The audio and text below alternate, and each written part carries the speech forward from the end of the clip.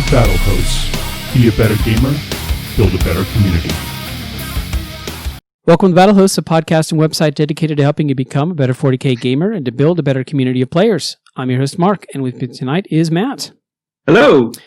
So in this episode, we talk about changes to the charge and fight phases in the game. We're also going to cover the morale phase. So there's a number of minor changes that have taken away some of the nuanced movement you could do in the last edition during Assault. And morale has been reworked to be more punishing to non-fearless armies. A lot of armies have ways kind of around morale, so we'll kind of see what happens in the future. But the morale phase has been reworked to be less of a all or nothing kind of thing. So it's actually, we'll go into the details there, but I really like the changes. It's a little more, balanced isn't the right word. It's a little less like a bunch of things run away or nothing runs away.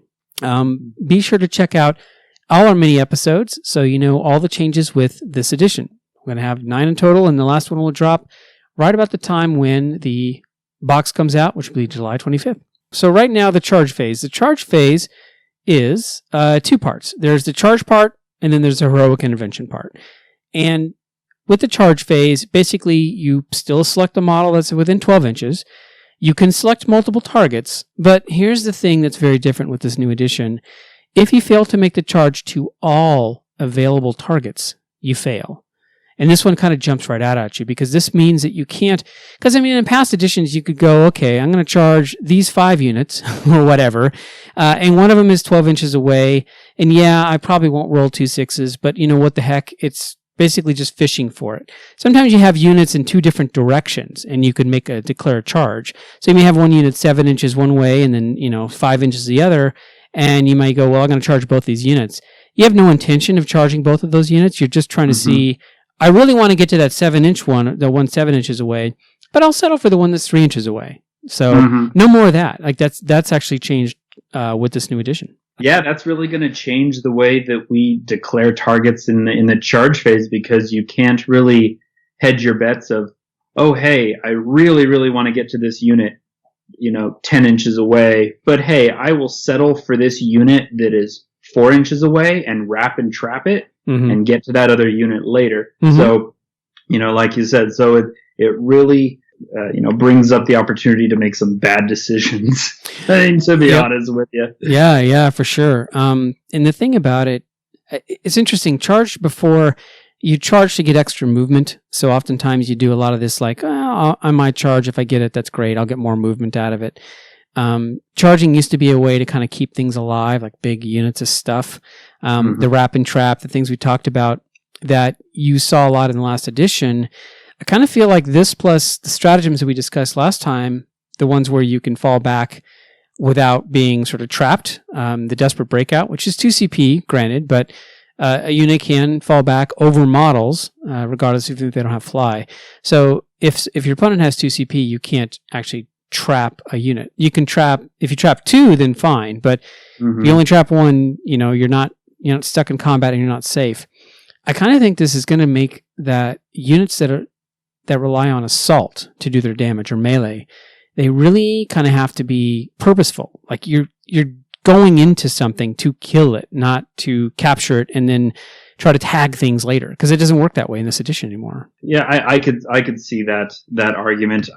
I still think assault armies are going to be really good in this edition. They're just going to be really, really good, especially in the hands of people that were already good at assault in 8th edition and understood the movement tricks, because a lot of the base movement tricks and charge tricks and assault tricks, a lot of them are still there. Yeah, that's true. So the wrap and trap is there to less of a degree, but it's still there. I mean, your opponent still has to blow 2 CP. Yeah. They still have to roll. They still have to roll pretty well when it comes to, not taking mortal wounds. Because remember, is that part of the breakout stratagem that we went over before? You have to roll and you can take mortal wounds, and models are slain based on, poor rolling.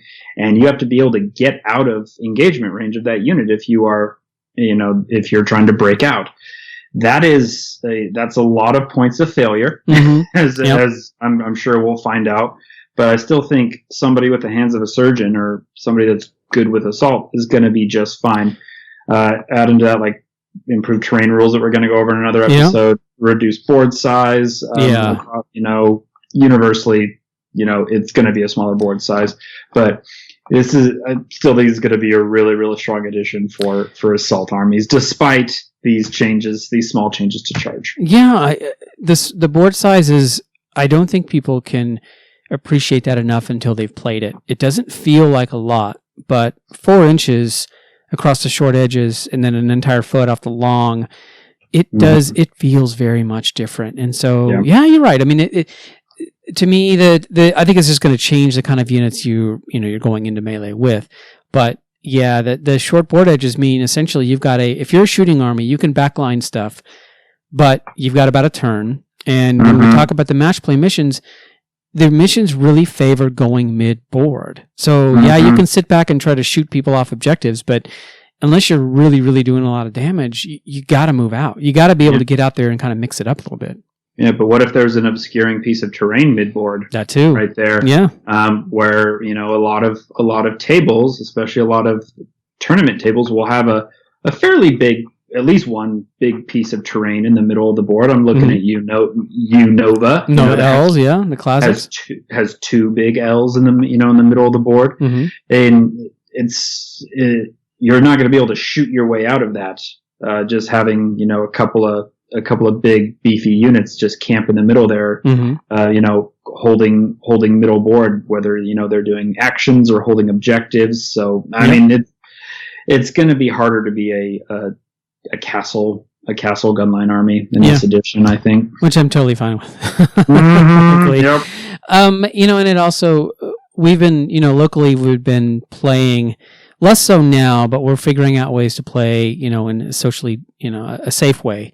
And I think that might just mean going onto a friend's house, playing outside with masks, because even our local gaming store is not really, you can't play there anymore. Because things are getting a little tighter where we live, which is totally fine. But I think we're going to be playing Garage Hammer for a while. And the good thing, though, is that, first of all, it's kind of a back to basics thing.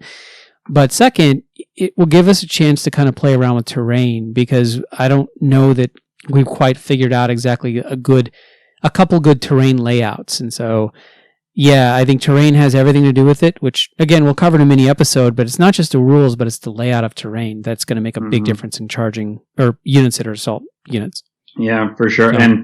And keep in mind that, again, some of the tricks from charges are still there. So even though you haven't declared a unit as a charge target, if you move your models correctly, you can still, at the end of the fight phase, you can still pile in and tag a unit. Yep. Okay, and that's super powerful. I mean, if you still want to tag a vehicle, the vehicle can shoot you, but that vehicle is not going to be able to move in their movement phase.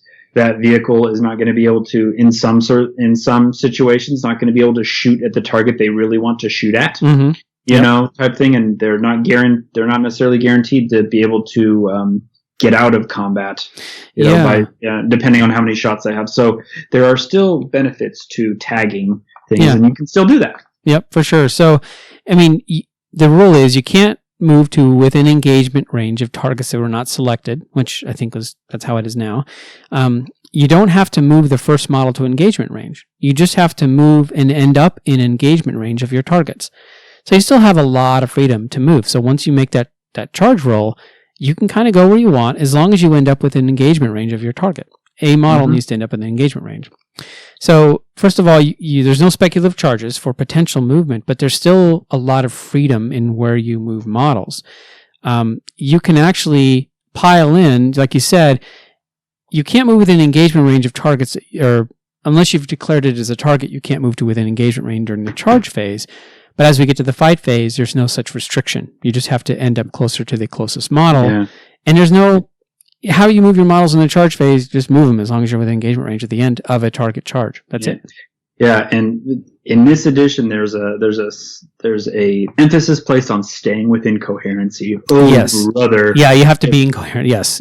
Yeah, don't play when reading the 9th Ed rulebook. Do not play a drinking game of drinking whenever you see the word coherency, because it's in book of thought. They are so careful about coherency. And as we discussed in the morale phase, that's going to catch people out. Because people are used to using, 10-man units or 20 big units to sort of go into melee combat with.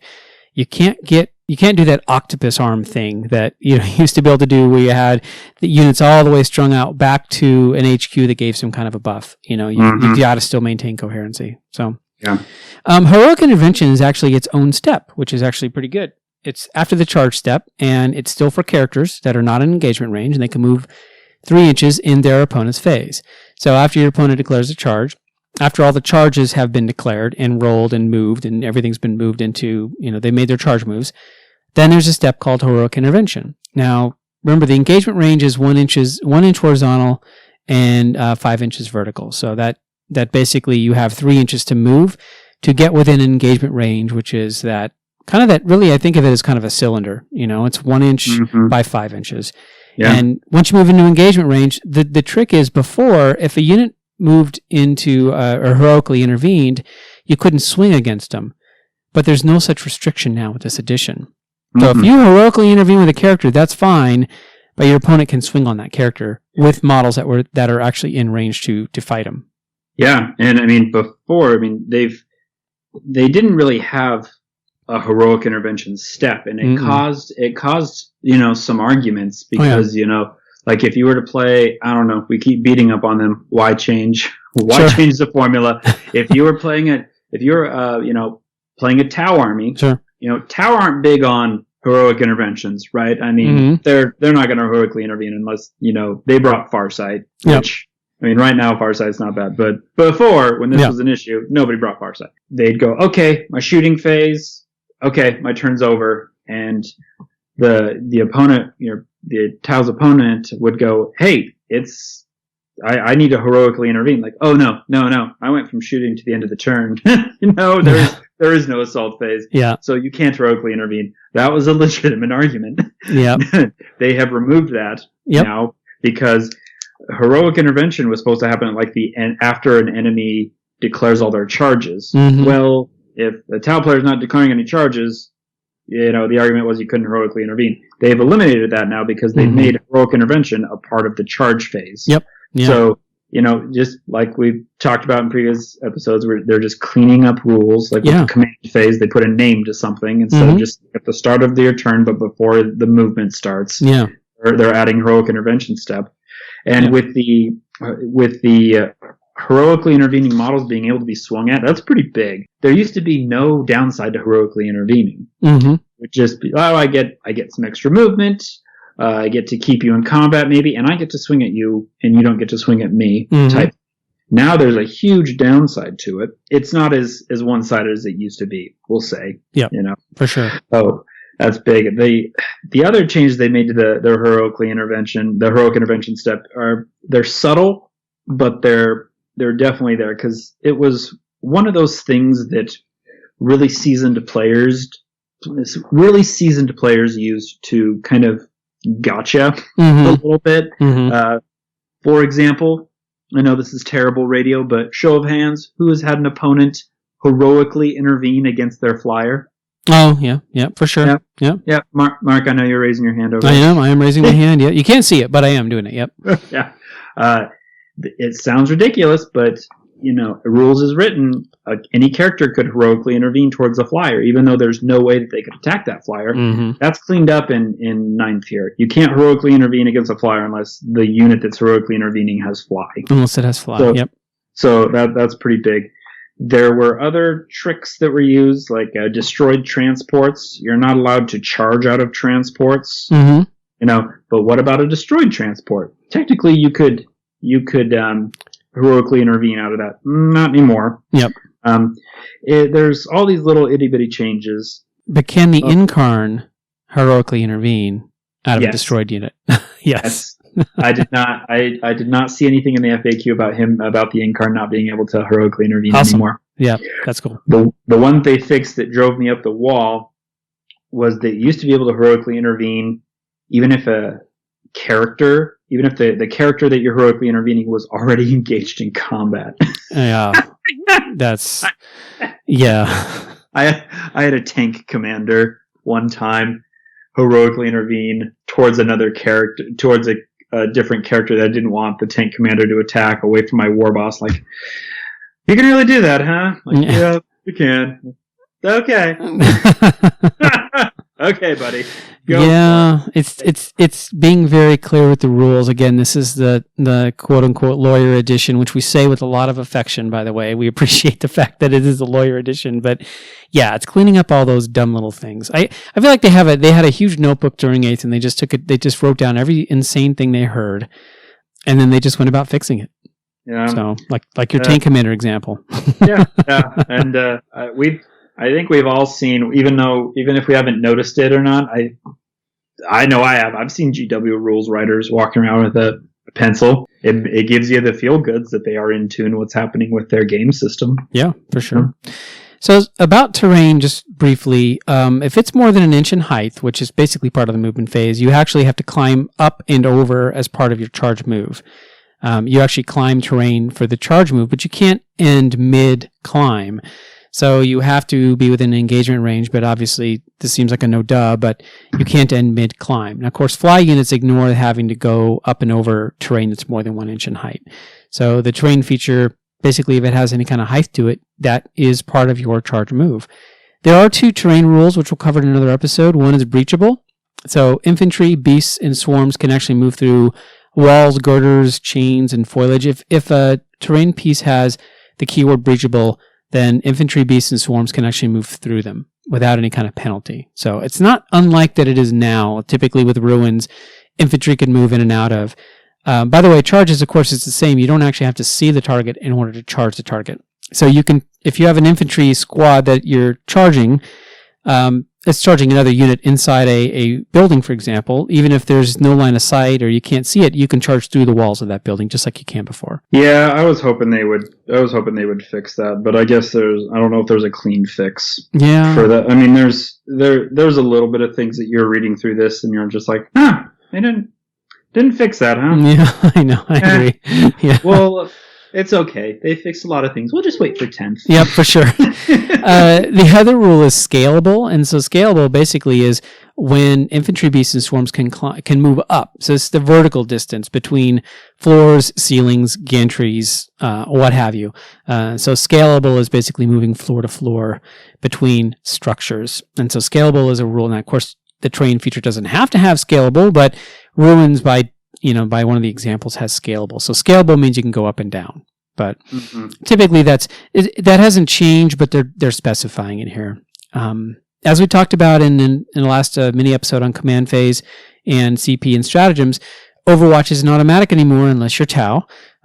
It's a stratagem now. So when Overwatch happens, it happens before the charge roll is made, just like before. So yeah. And it'll be interesting to see if that is kind of a one-time thing, Overwatch, where you can only Overwatch with 1 unit, period, or if they will allow you to use some of the stratagems that some of the armies have right now. So, for example, Imperial Knights, House Hawkshroud has that stratagem where you can Overwatch for a friendly model. Oh yeah, and it's often used with that relic flamer that the Valiant has that just is like devastating Overwatch.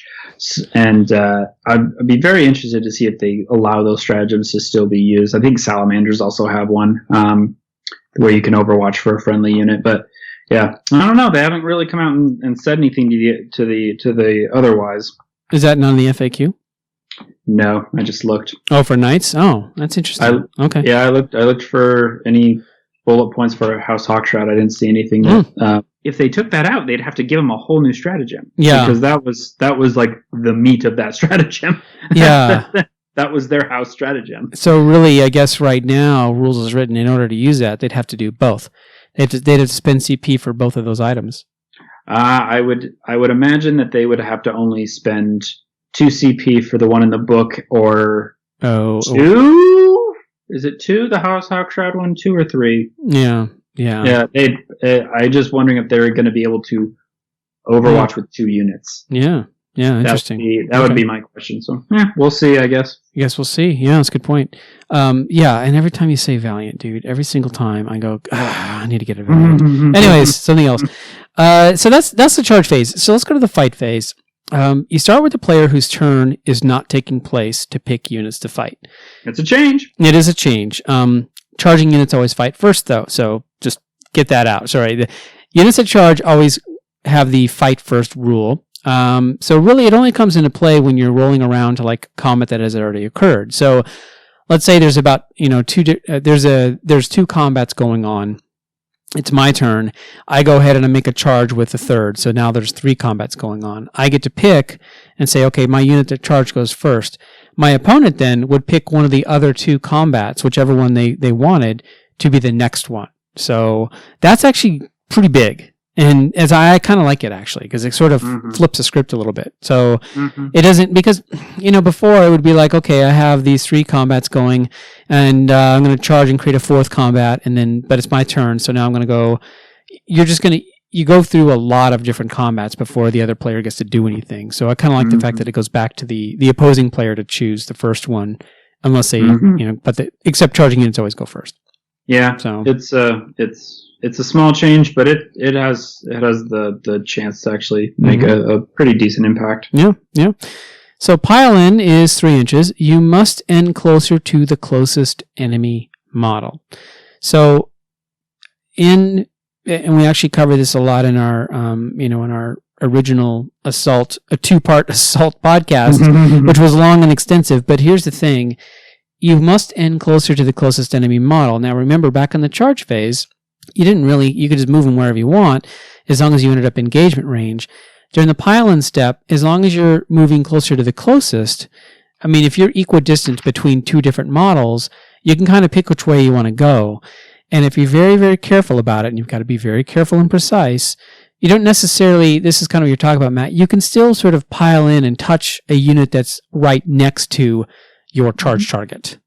Yeah. So there's still a can, and so as long as you don't base your model, as long as the bases don't touch, in which case you're sort of like stuck. But you could still also base surf. So let's say that you're 3/4 of an inch away from a model and you want to kind of swing it around. You go 3 inches and then you end up on the other side a 1/2 inch away. You can still kind of do some of the little tricks of things because you have 3 inches of movement to play around with. So, yeah, again, some of the same tricks are still same as before. Yeah, are still doable. They're a little less devastating. Yeah, and there's a little less devastating to certain armies, but yeah, some of the same tricks still apply. Yeah. Now this is the big one. Units fight when in engagement range. Okay, so if you're within an engagement range, which means models fight. So models fight when they are within engagement range. So they're within 1 inch horizontal or 5 inches vertical. Are also models that are within a 1/2 inch of another model that is within a 1/2 inch of an enemy model.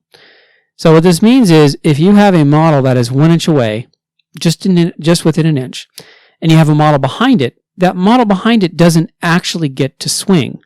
The model in front of it needs to move within a 1/2 inch. Then the model behind it has to be a 1/2 inch of that.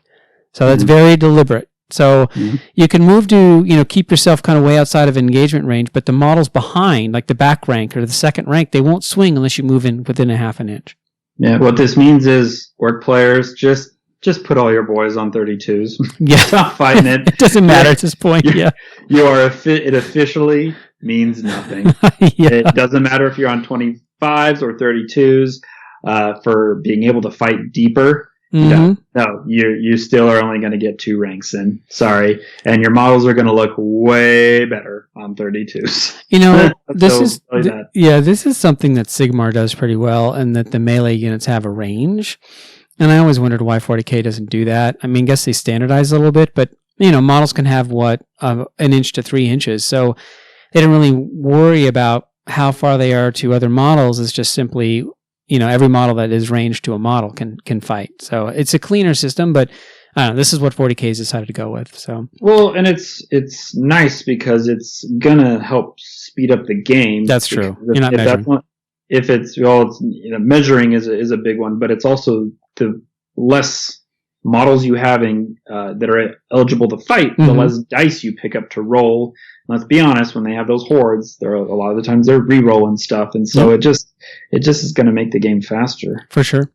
So you target models or target units in engagement range, and so essentially you go pick, okay, this model or this unit's going to go, make my pile in, fight, and then, make my fight, my melee attack, and then I do my consolidate, and then you move to the next unit. So, and consolidate is still 3 inches, and you have to end closer to the closest enemy model. So nothing there has really changed. Yeah. They took away one of my favorite tricks, and I was really sad about it. It was subtle. I can't believe they changed it. But when I was playing Shining Spears a lot, there were times that I, would charge some guardsmen, and I really don't want to kill you, guardsmen. Mm-hmm. And my lances are, I'm charging, so I'm strength 6, I'm neg 4, and I'm 2 damage. So I hit you on 3s. I kill you on 2s, yeah. So I'll clear all of you. I don't want to swing at you with my lance. I know, this FAQ says that I can choose to just kind of slap you with my brute strength. It's a strength 3, AP 0. And basically I throw down my lance and just kind of slap you half-handed. And that way I won't kill any of you, and I'll be able to wrap you. And I won't get shot next turn by your, 3 basilisks. And, 9 mortars. They took that out. You can, if you are equipped with a melee weapon, you have to use that melee weapon. You cannot choose to use an alternative. That's brutal. Weapon. Yeah, it's funny because again, with the rulebook, if you skip through this, you're going to miss it. So I was looking at this. There's a section called Select Weapon. And I go, and it has a little close combat weapon profile, and immediately my brain was about to go, well, wait a minute, it says right here, but then I read it. When a model makes a close combat attack, it must do so using a melee weapon. The weapons a model is equipped with are described on its datasheet. If a model is not equipped with a melee weapon, or it cannot make an attack with any of the melee weapons that it is equipped with, which, I don't know, like you have a disarm ability your opponent has or something, then it uses the close combat weapon profile, which is strength user AP 0 damage 1. But it specifically says if it's got a melee weapon, it's using that melee weapon, unless it can for some reason. Well, I think with this one, they're talking about things like vehicles that don't necessarily have a melee weapon. Or I don't even know if fortifications can attack. I don't think they can. No. But if a fortification could attack, it would just use a close combat close combat weapon. So little changes. Yeah, but it's good though. That's actually pretty big because again, they don't want you doing the I want to slap a guardsman, maybe kill one, and then hug his friends. They don't want you doing that anymore. They want you to go in full attack and do your thing. They do not. It's just not very narrative there, Mark. Unit of 9 Shining Spears charging in and, with their lances, heating up from the super duper charge. And okay, drop your lances. We're just gonna hug them and give them a noogie. Yep. For this turn. Yep, for sure. And then of course, there's a consolidate phase. And so a lot of that is similar, but there's just enough nuance here to make it different. And, it's not necessarily that it's melee units, assault units are stronger or weaker. That is yet to be seen because I think there's things outside of these rules like we just talked about with terrain, with board sizes, and having the ideal setup for this stuff that's going to make a bigger impact on assault units for sure. So, I think we can agree that horde assault units, like the units of 30 boys, the units of 30 bloodletters or however many, they're hurting. They're in trouble. Yeah. For multiple reasons. But smaller, more elite, assault units. Maybe Vanguard veterans with all their jump packs. A small unit of Vanguard veterans with a bunch of special weapons. Maybe or be good. Even as stupid. I won't say stupid. I have a bunch of them. A 5-man intercessor squad with a Thunderhammer sergeant. It's built pretty good.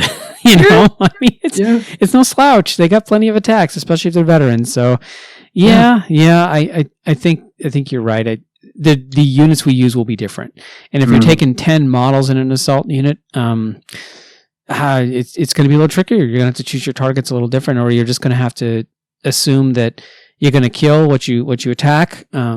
Or force them to use 2 CP to do desperate breakout, but you're not going to get in like a unit of aberrants, for example. Those things overkill everything, and they, you really don't need them in units more than 5 because they can be juiced up so much that they just do so much damage.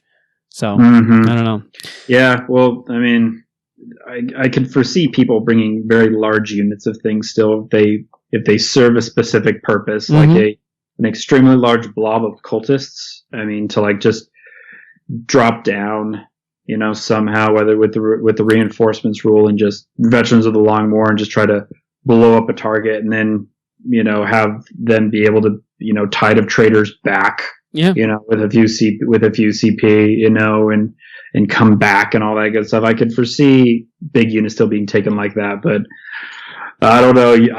You'd have to convince me to bring anything over 10. Like it will be near impossible. Yeah, it'd have to be a reason for sure. And the MSU versus max unit sizes, it's even more.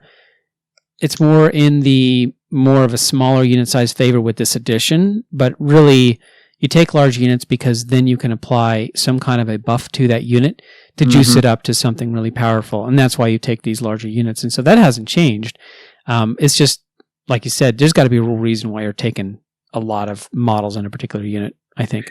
So. Yeah, and you might see some units that can go up to 6 or 7 actually be like 5. Like, yep, I'll be 5. 5's good.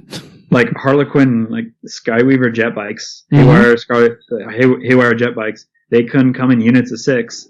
I would imagine that they are not going to be in units of 6. That's a good point. When this edition drops, I bet they are going to be in units of 5. Yeah, because that jump from 5 to 6 is still significant. It's not nearly as bad as the jump from 10 to 11. No, but 5 to 6 is up there. Yeah, if you have 11 models, that's brutal. That's really, really brutal. So, all right, let's talk about morale. You take a test, the same as before. So the test is still the thing that took me, I think, 6 months to, and even then I still kind of screwed it up, basically. Yeah, whatever casualties you suffered, you roll, and you take the casualties you suffered plus a dice roll, and if it is below your leadership value, then you don't lose anything. But if it is above your leadership value, before you used to lose the number of models, the difference. So it was a all or nothing thing. So if you had let's say a 30-man squad of boys and you lost 10 of them, and for some weird reason they didn't have mob rules in effect, I guess their leadership would still be 10, but they lost so many of them, you would use 2CP to, first of all, make sure they don't run away, because you don't want them to run away. But you've lost so many of them that you're going to, basically we just say auto fail. Like, okay, I'm going to lose the rest of these guys. No matter what I roll, they're all gone. That's been taken away now, because if you fail your morale check, you lose a single model. That's it. And then you move to the second part, which is the combat attrition test. Real quick, before if you roll a 1, you pass. Yes. So the morale test, an unmodified 1, is always a success. Yeah. And unless you're Tau, and then you probably have Bonding Knife Ritual, and so a 1 and a 6. Yeah. You pass. Yeah. So, woo! Yeah. Woo Tau! Yeah. Yeah. Actually, that's not bad though. A 2 in 6 chance to pass no matter what. That's not bad. Not bad. All right. So let's say you fail, and let's say you lose a model. Then you go into what's called the combat attrition test. And so if a unit fails a morale test, and after you take the first model you'd miss, take a combat attrition test. So every model that is left in that unit, you roll a d6 for. And for each one of those, an additional model flees. So before, if you had lost, 20 boys and had 10 boys left, the rest of those boys were pretty much gone, and you had to spend 2 CP to keep them around. Now, you fail a morale test, you lose a model, but then you roll. And so you roll, and for every 1, you lose another model. If the model is below half strength, then essentially for every 1 or 2, you lose a model. But still, that's a pretty good chance that no matter what, you're not going to wipe a unit out to morale, unless there's literally 1 model left. So unless there's a single model left in a unit, and it has to take a morale test, there's a good chance you're not going to kill that. That unit is not going to flee. Yeah. And when this one was released by GW, I think it produced a lot of frowny faces. And, thinking about it and looking at it, I'm like, is it really more punishing? No. I mean, is it really more punishing, or is it more of a buff to what I see it as is it's a buff to the armies that have negs to leadership, like the the Night Lords and the Harlequins and the Gene Steer cults that can, have a negative modifiers on leadership, because there's a threshold to trigger these morale tests, right? I mean, you have to fail the initial leadership test and lose a model in order to even trigger that morale test mechanic where you roll a d6 for every model in the unit. And any army that has negatives to leadership are more likely to trigger that threshold. I mean, with that being said, I mean, how many ones are you really going to roll? 12 dudes. 2. You're better off than I would argue you're better off than under the old system. Yeah, I see this coming into play against, I'm thinking a unit of, again, 10 Wraith Blades. They are those units that have 3 wounds that are quite elite, and they have a leadership 10. But all you have to do is force a morale check, and then there's a chance they'll lose another model. And for those kinds of units, that's huge. By the way, I'm not going to take 10 models of Wraith Blades. I would take 2 units of 5 at this point because of that reason, But yeah, it's interesting because you're not going to take as many models off the table. But if you force a check, it's kind of like, okay, I think it's going to happen more often. Because that 2 CP strat you can only use once, which I think was intentional, because they kind of want more of these checks. They want more morale checks. They want more combat attrition tests. They're not they're not as punishing as before. You're just going to take them more often. Yeah, and again, I will be interested to see if this is actually more punishing to Horde players, or if it's actually more beneficial to them, because again, there's always that chance that you roll a 1 and you don't have to do anything. They just pass. You're good. So So first of all, you could always roll a 1, and then even if you lose a model, you still have to, again, it's much easier to roll a 3 to 6 and not lose a model. So I think it's just different, really. Yeah, it's different, and it's interesting because a lot of the changes that we've talked about, they clearly have an idea in mind of speeding up the game. We're reducing the amount of things that you can reroll with your command reroll. We're reducing how many models can get in range to attack. Less dice, less time, faster games. Simple equation, right? This morale test, it seems like it takes longer because you have to gather up all the dice and roll. It seems like to me it would just eat up more time. But I think they wanted to make it more of a purposeful thing. Morale has always been a weird thing ever since I've played the game. It's like an all or nothing thing. And I think they definitely want to make it purposeful because there's a second part, which is unit coherency checks. So the second part of the morale phase is check for coherency. And essentially, you check for coherency, which was defined as 2 inches. And you remove models from units in your army that are not in coherency, and you have to keep removing them until the models are all in coherency.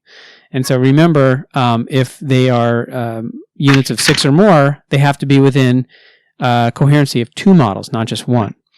So I think coherency, I think I've mentioned this a couple times, this is one of those things that's going to catch people out.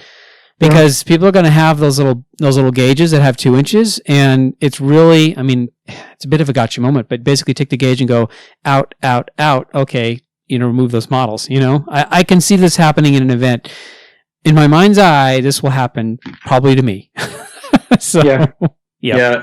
it will make model polling that much more important because and model placement that much more important because.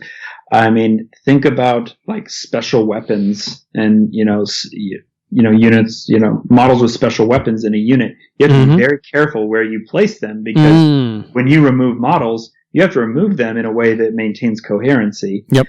And if you mess up and you put a special weapon where you're not supposed to, and you have to pull that to maintain coherency around, a specific objective. Let's say you have a unit of like 5 TAC Marines. You took TAC Marines. What are you thinking? Intercessors are so much better. Yeah. But you take a unit of 5 TAC Marines and you have, the missile launcher furthest away from, the objective. Well, you can't just like pull out the ones in the middle and then next turn you just kind of move them back into coherency. Oh no. Oh, yeah. You have to keep them in coherency. And if you place that missile launcher in the wrong spot, it'll go bye-bye. Yep, for sure.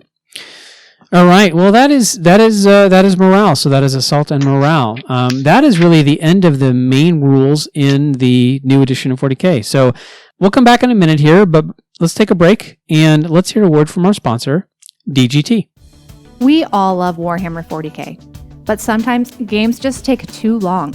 Using a game timer is the best way to make sure games finish and for both players to get an equal amount of time. Check out the Easy Game Timer from DGT, manufacturers and designers of the timers officially sanctioned by the International Chess Federation. It's simple to set up and customize, and your settings are saved when it's turned off. It's easy to use with a large moving lever for changing turns and a clear digital readout. It's the most affordable and high-quality game timer on the market and is the choice of most 40K events. Whether you want to practice before a big event or you just want to be a better player, the Easy Game Timer from DGT is the perfect game timer for your 40K events. The DGT Easy Game Timer is available from many online retailers. Wholesale pricing is also available for tournament organizers. Check these fine clocks out at dgtnorthamerica.com. Speed up your game and improve your play with the Easy Game Timer from DGT. All right, and we're back. So how do you think these changes impact Assault? And we kind of talked about Assault armies, with the board changes in terrain, which we're not covering now. If you just read these rules, you're like, oh man, Assault armies it's a little rougher for them. But then you go, well, wait a minute though. Overwatch isn't always available, except Tau get it. And then the units that are really good at will spend the CP to do it. So is it just a wash, you think? Or is it just going to change which kind of units are going to be, or like the composition of assault units? So instead of having 20, they might go to 10 or 5. I think that pretty much sums it up. If you prided yourself on being an assault army player with, like I did at Nova with, 90 boys yeah. and, 90 boys, 90 Gretchen. Yep. And I'm looking behind me at my orc shelf and, my war boss running around on bike and my war boss in mega armor. I mean, yeah, those boys are not going to work nearly as well, like we've talked about. But the small close combat units. I'd be interested to see how they work out. Mm-hmm. Things that come to mind are the ye old the Veilus Praetors, the Custode jet bikes. I mean, those units are usually, I think, like 5 or 6-ish, and they reroll wounds on the charge, and they're fast, and they have a 2-up armor save and a 4-up invul. I mean, they're tough. Yeah. So I can foresee them being very good. Oh, and their darn spears aren't as big of a liability anymore. Those darn spears that they just cannot learn how to tuck them down. Yeah. You can put those things behind a piece of obscuring terrain now, and they're actually hidden. Yep. Shocker. So I wonder if units like that are really going to shine in this 9th edition. What do you think, Mark? I think the reason why people took large units is to juice them up and send them in and do the work, right? Mm-hmm. So, and it was because you couldn't always get all of your units into range quickly. So, like a classic Tuned list, which sadly kind of fell off the last year there of 8th. But when it was really popular, the 2 units of Gene Stealers and Swarm Lord, you'd kind of send one Gene Stealer unit in, it would do some damage, and then the second one would come in right after that. Mm-hmm. But that was because the boards were longer. It took longer to get there, and you had to kind of juice one up to go in. Now, maybe you've got smaller units, and you're not taking a single unit and throwing a million buffs on it to go in and do some crazy damage. Maybe you're just going in and I want to kill this single unit here, or I want to push a unit off an objective. That's another thing too. Assault armies, they kind of want to play midboard because you have to play midboard to play the game. So they don't have to go as far to find targets, because they're going to be sitting midboard trying to claim objectives to score what these new missions will cover in a future episode. So they don't have to make it all the way across the board anymore, against quite a few armies. Now, there's still going to be some that sit back and shoot, but I think with good terrain, firing lane is going to be kind of shut down a little bit, obscuring stuff. Yeah, I think it's just going to be different. We'll see. Yeah. Well, and I mean, I don't think we've really dissected that. With smaller boards, that is going to allow people, with their terrain to Yeah. have that terrain more densely packed Yep. on that board that's Oh, smaller, yeah. which will allow for, smaller lanes of fire. Mm-hmm.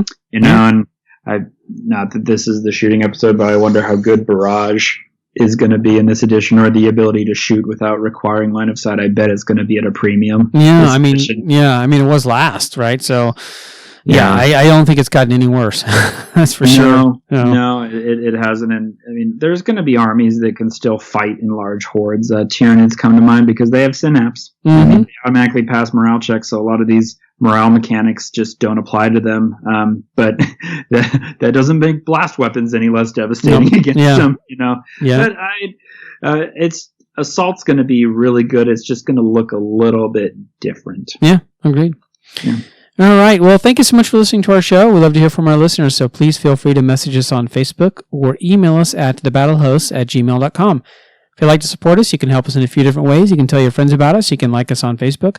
You can subscribe to us on YouTube, and you can leave a review for us on iTunes, which does help to boost our listening audience. Finally, you can support us on Patreon at patreon.com/thebattlehosts.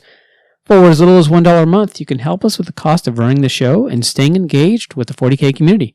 So thanks for listening to Battle Hosts. Remember to be a better gamer and build a better community. Good night.